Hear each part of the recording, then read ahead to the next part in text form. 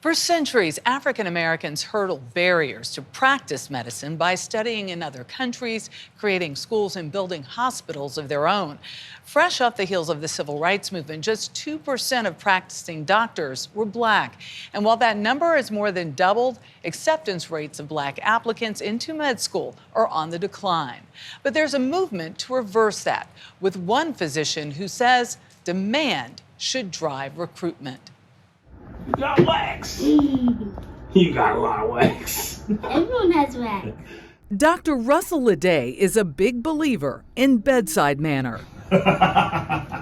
Patients have been telling us for a very long time, I need someone who understands my culture. I need someone who understands my lived experience, the neighborhoods I live in, the grocery stores I'm able to go to. Because otherwise, you just telling me how to take a medication and you're not actually telling me how to change my lifestyle. Yet changing into that trademark white doctor's coat was a prescription he says would do more harm, a barrier instead of a bridge to his patients. So you've made being uber smart, uber educated, uber excellent, cool, and real. Yeah, and real, as real as it comes. Because at the end of the day, it means that we bringing our authentic selves into clinical environments and patients can feel so much more comfortable. Respect is like the first thing you got to bring to the door. It's everything.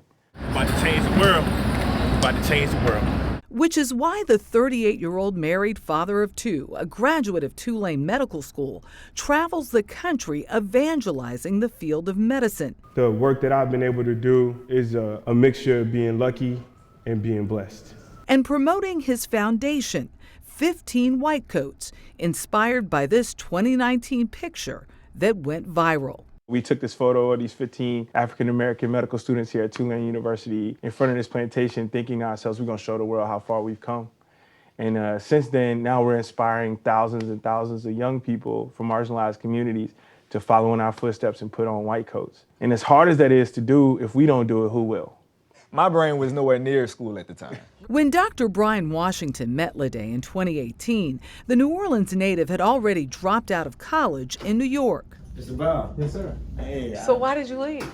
So many different reasons. I still had a lot of, growing to do as far as like figuring out where I wanted to go and what I wanted to do. He became among the first of Leday's disciples. I was like, I want to be able to be excellent. I want to be able to study this material and just be excellent. I don't want to have to do that and forget about the community I come from. The road wasn't easy for Leday either. I came from Lake Charles, Louisiana, growing up, digging in the dumpster for food in middle school and watching my mother struggle to raise me and my sister, doing the bare minimum to get by, and then going off to the military before then going off to undergrad at Southern and then a PhD at NYU and then finally medical school here at Tulane. It's taken forever. Chronic recurrent multifocal osteomyelitis. A slow but steady approach gave Leday time to write his own playbook, which has become the foundation of the 15 White Coats brand. So this is what, Training Ground 101? Yeah, Training Ground 101. Yep. The year-long program offers 50 college students the tools for medical school success, from MCAT prep to financial aid to study techniques. Literally a boot camp for us. We will get you the mentors. We will make sure that you are ready for your interviews. We will literally pay for every last step. And then on the back end, we're gonna make sure that once you start medical school that we have scholarships in place to help you to get the books and to help you to get the extra stuff you need online to prepare for the board exams you need to take to get to residency. Hey, mama. How you doing? That's where educators like Dr. Bonetta Horn can step in. You read between the lines, you see people's experiences, you say, okay, this is a person who's gonna come here and not just do medical school, but experience medical school and change medical school. As an assistant dean at Tulane Medical School, she saw that promise in Leday 7 years ago, the second time he applied for admission. Because here, there's room for everybody to come, and doesn't matter what happened then, doesn't matter how many no's, you need one yes. Now they help each other in year 2 of this program. We're changing medicine here. In what way? Seeing students for who they are and the possibilities that they bring and how they can change not only medicine but medical education so that other children coming behind them can see this is what a doctor looks like. It's that kind of mentorship that helped Lede earn a triple residency in pediatrics and adult and adolescent psychiatry at Indiana University. We did it. It's us against the world, baby. It's us against the world. And I intend to put my private practice right there. In the same New Orleans community that supported him and his family when he needed it most. People who took care of my kids when I had to go to medical school and go take a test to make sure my kids had to get on the bus. It's gonna feel good to be able to provide mental health care in the same community that helped me to become who I am.